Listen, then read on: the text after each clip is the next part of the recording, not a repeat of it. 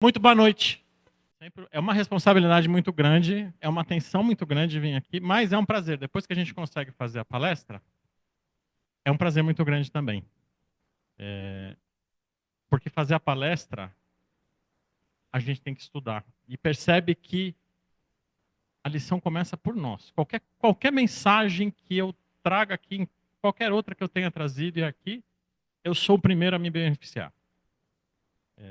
Volta e meia eu me vejo lá na frente. Renato, você já falou disso. Não seja cara de pau, não seja hipócrita.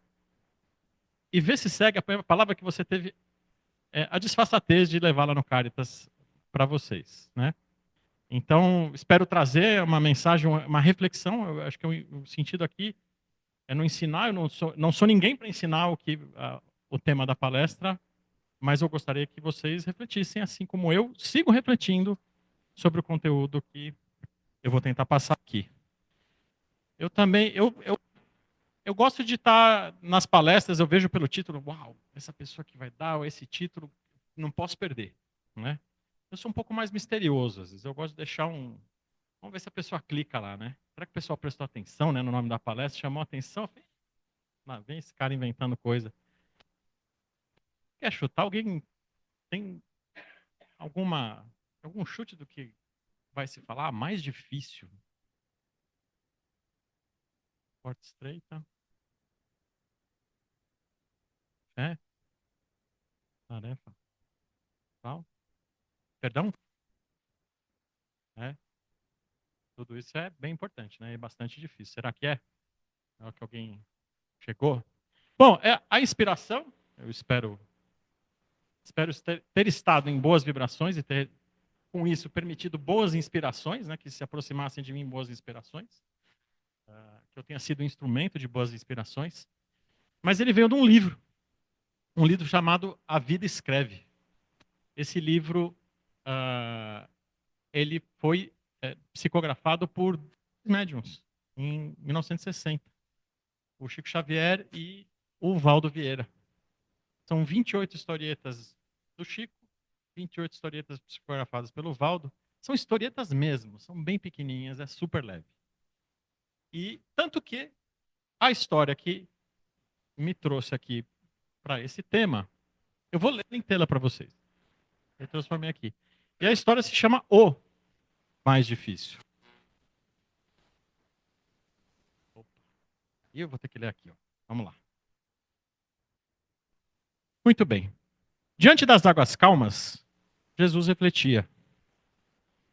Afastara-se da multidão momentos antes. Ouvira remoques e sarcasmos. Vira chagas e aflições. O mestre pensava.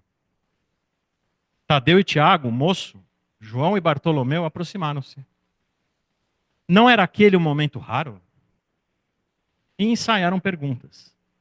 Senhor, disse João, qual é o mais importante aviso da lei na vida dos homens?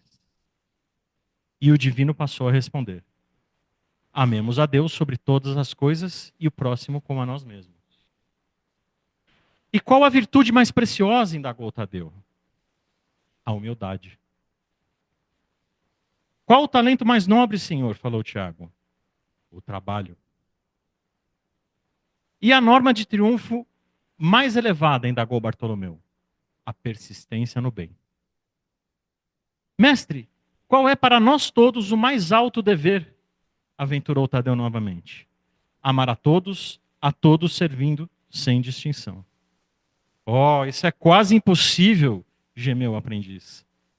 A maldade é atributo de todos, clamou Tiago. Faço bem quanto posso, mas apenas recolho simples espinhos de ingratidão. Vejo homens bons sofrendo calúnias por toda parte, acentuou outro discípulo. Tenho encontrado mãos para ajudar, disse outro. E as mágoas desfilaram diante do mestre silencioso. E já aumenta. João, contudo, voltou a interrogá-lo. Senhor, o que é mais difícil? Qual a aquisição mais difícil? O que é mais difícil a gente aprender, adquirir, mudar em nós. Jesus sorriu e declarou: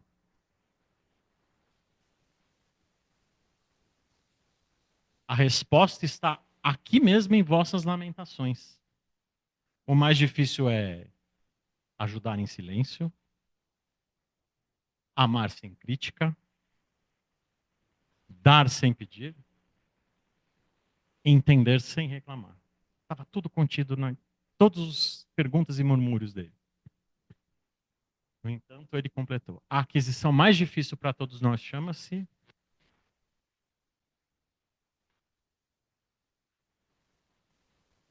alguém quer tentar de novo?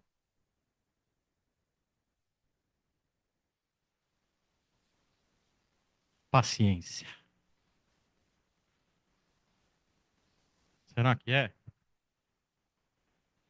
Gente, paciência é meu segundo nome. Meu primeiro nome é Sem. Brincadeira, gente. Eu nasci com paciência. Está dentro de mim desde que eu nasci, só que ela é assintomática. A verdade é que paciência é tudo. É tudo que a gente não tem.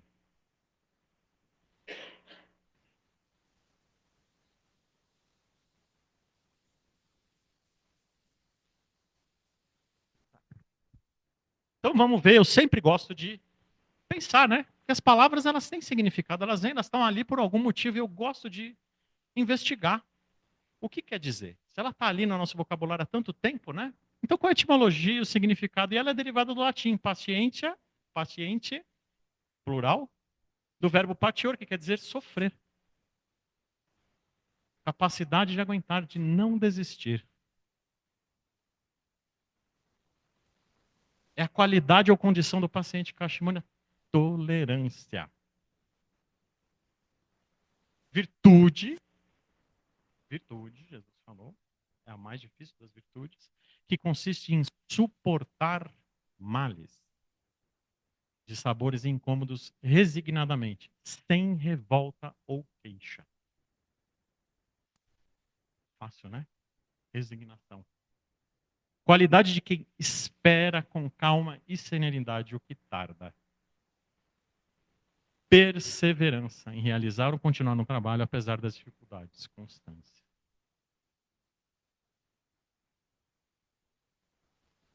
Mas como ter paciência na correria dos tempos atuais? A gente cá entre nós. Eu acelero. O meu fica no 1,5. Direto. Vídeos, áudios, a gente já pê a TV. Eu não tenho rede social, mas eu vejo minha filha e jovens passando, me dá um desespero. Eu falo assim, como é que você viu? Põe clique, dá like, dá like, dá like, dá like. Eu falo, não é possível. Você não viu nem o conteúdo. E zapeando, então. Né? Para, deixa eu ver o que tem no canal, vamos ver. Dá um tempinho. Deixa eu dar um conteúdo. Não, não tenho tempo. Rápido. Virou a nossa vida, né? Não tenho paciência para ficar esperando para ver. Se irrita com facilidade no trânsito, no trabalho e mesmo dentro do próprio lar. Só que a impaciência, ao contrário de paciência, então não é a pressa. Não tem a ver com o tempo. Mas é a rudeza, o desespero, a irritação. É tolerância. É aguentar com resignação, sem reclamar. A paciência é virtude. Quer uma canequinha dessa? Vai resolvendo aqui. A paciência é a virtude que sabe esperar, porque tem seu ponto de apoio na inteligência e na compreensão das coisas. A calma na luta é sempre um sinal de força e de confiança. A violência, ao contrário, denota fraqueza e dúvida de si mesmo.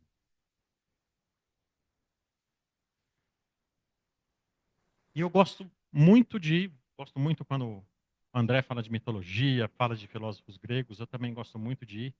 E acho que a gente vê muito dos espíritos evoluídos da época na Grécia Antiga. Né? Os filósofos têm muito espírito evoluído. Né? E eu fui buscar quem são aqueles que falavam de paciência. Né? E aqui está o Zenão de Sítio, o Zenon, né? E ele é o filósofo grego que fundou o estoicismo. no início do século III. E dava para os seus discípulos como regra a paciência. Essa palavra resume o estoicismo. Segundo essa doutrina, a paciência é a suprema sabedoria. Porque eles dizem, por mais que se faça, é impossível subtrair-se totalmente à dor. Ela nos recebe no berço. A criança não chora, a gente não chora desde criancinha. A dor é inevitável. É inevitável desde que a gente vem para esse mundo, para essa encarnação e todas as outras. De mil maneiras até o leito de morte. Doenças, necessidades do corpo, da alma, desejos enganosos, gozos amargos, vaidades feridas, paixões que nos dilaceram, trabalhos estéreis do mundo, da solidão, etc. O homem incapaz de evitar uma parte desses males pode, ao contrário, agravá-los a todo com impaciência. Se ele é inevitável, você vai ficar lutando com o quê? Contra o inevitável? Faz sentido? Os estoicos ensinavam que as emoções destrutivas resultam de erros de julgamento e que um sábio, ou seja, uma pessoa com perfeição intelectual e moral, não sofreria com essas emoções. Assim, suportar com paciência o que não se pode evitar ou alterar é ato de sabedoria. Não faz sentido? O espiritismo não é sobre a lógica? Não tem lógica isso aqui? Tem também o Plutarco. E é super mais simples o Plutarco. Porque ele é um filósofo que defendeu fortemente a liberdade da vontade. O que é a liberdade da vontade? Livre-arbítrio. Ouviram falar desse lugar? E a imortalidade da alma. Olha, acho que eu já ouvi isso em algum lugar também. E ele diz, a paciência tem muito mais poder do que a força.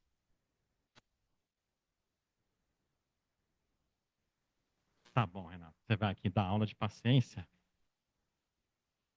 Justo você? Né? Minha família estava assistindo aqui. Deve estar dando risada. Você está de brincadeira comigo. Né? Mas a gente pesquisa, a gente tenta fazer. E a gente tenta fazer esforço. A gente no Espiritismo, nós estamos aqui exatamente para isso, para reconhecer, para se olhar no espelho e reconhecer. Eu tenho isso aí e eu quero melhorar. O que eu faço? E a gente não consegue melhorar se não reconhece. E tem aquela dificuldade. Então, aqui vão algumas sugestões de técnicas que a gente pode tentar usar. Né? E o primeiro exemplo está aí no Chico Xavier. Ele tinha na cabeceira da cama dele uma plaquinha que ele orava toda manhã. Estava escrito lá, isso também passa. E o mais legal é que o Chico era tão humilde e a sabedoria dele vai além, servia tanto para dor quanto para alegria. Né? Certo dia perguntaram a ele por quê. Ele disse que era para se lembrar, quando estivesse passando por momentos ruins, que eles iriam embora, iriam passar. E que ele queria ter que passar por aquilo por algum motivo. Mas essa placa também era para lembrá-lo quando estivesse muito feliz, para não deixar tudo para trás e se deixar levar, porque esses momentos também iriam passar e momentos difíceis viriam de novo. Lembra? Põe uma plaquinha na cabeceira. Um adesivo no espelho, na porta do armário. Vocês não sabem quanto tem poder isso aí. Um gatilho te relembrar.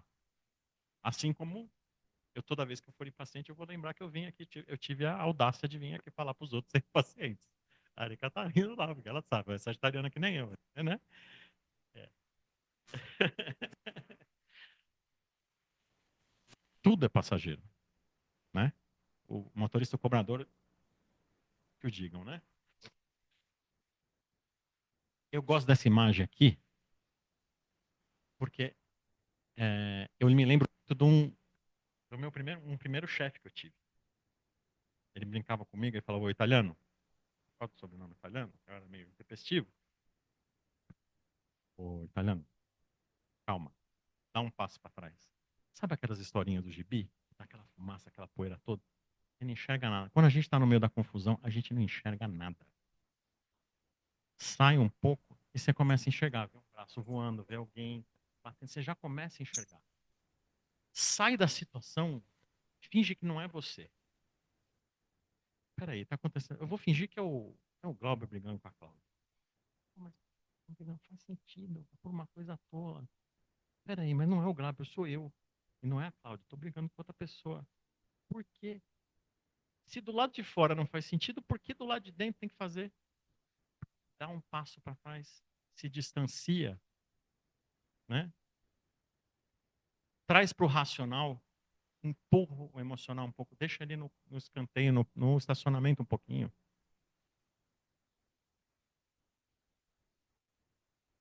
E uma outra técnica é a perspectiva de eternidade, que para nós espíritas faz todo sentido. Tá? Nós vamos ter que passar por isso. E já passamos por tantas, nós estamos nessa encarnação. A gente já passou por várias dessas, por várias situações que a gente teve que ter paciência. Né? Que eram inevitáveis. E vão passar por muitas mais.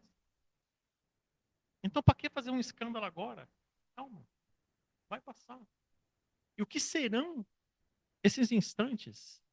O que é um dia de dor perto de 1000 anos de existência? É muito pouco. Mas, de novo, é o racional. E o Espiritismo é a fé raciocinada. Raciocinada é racional. Ele nos convida a, talvez, usar as emoções para amar muito, a si mesmo primeiro e depois ao próximo.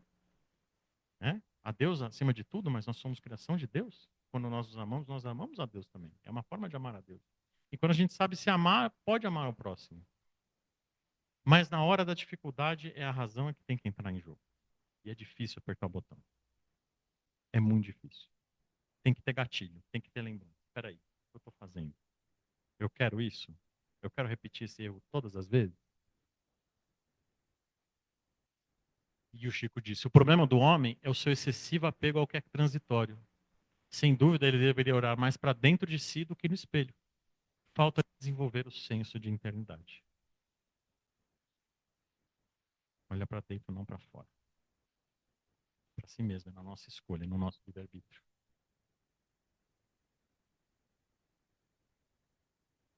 O André Luiz já disse, na Agenda Cristã, a resposta à prece, o André Luiz diz, evite a impaciência.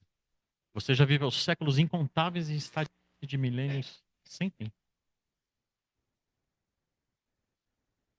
Esse momento agora, sofrendo alguns dias e perto da sua existência até aqui não é nada. E olhando para frente, então é menos ainda. Você vai viver muito mais na eternidade. Tudo que você tem para viver para frente é sempre muito mais do que você já viveu. Já pararam para pensar nisso, já que é a eternidade? Nada do que a gente viveu será maior do que a gente tem para viver ainda. Porque o que a gente já viveu é finito. Ele teve um começo, mas ele não vai ter fim. Vai ser sempre maior do que a gente tem para viver. É perturbador, não é? Essa perspectiva?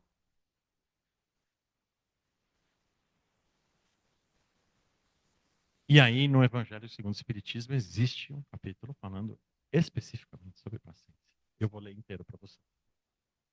Sede pacientes. A paciência também é uma caridade. Deveis praticar a lei de caridade ensinada pelo Cristo enviado de Deus. A caridade que consiste na esmola dada aos pobres é a mais fácil de todas. Outra, porém, muito mais penosa e, conseguintemente, muito mais meritória.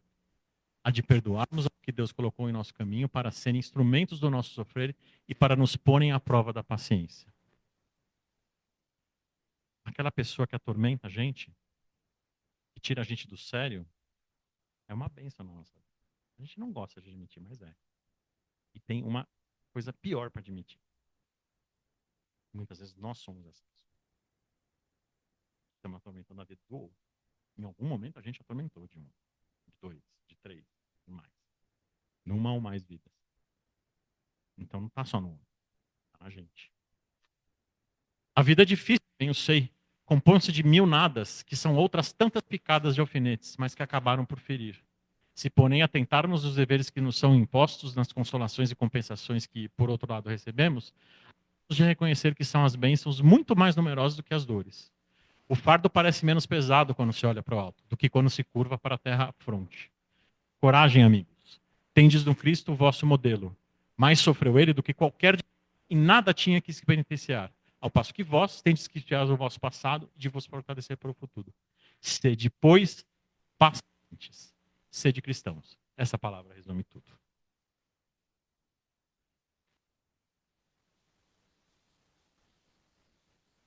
André Luiz no nosso lar, arremata. A paciência é a ciência da paz. Quando aprendemos a esperar sem desespero, avançamos um grande passo na direção da luz.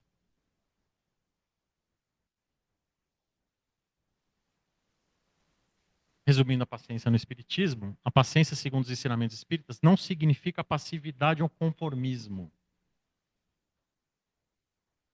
diante das adversidades, mas sim uma atitude serena e confiante, baseada na compreensão de que tudo ocorre segundo a lei de causa e efeito.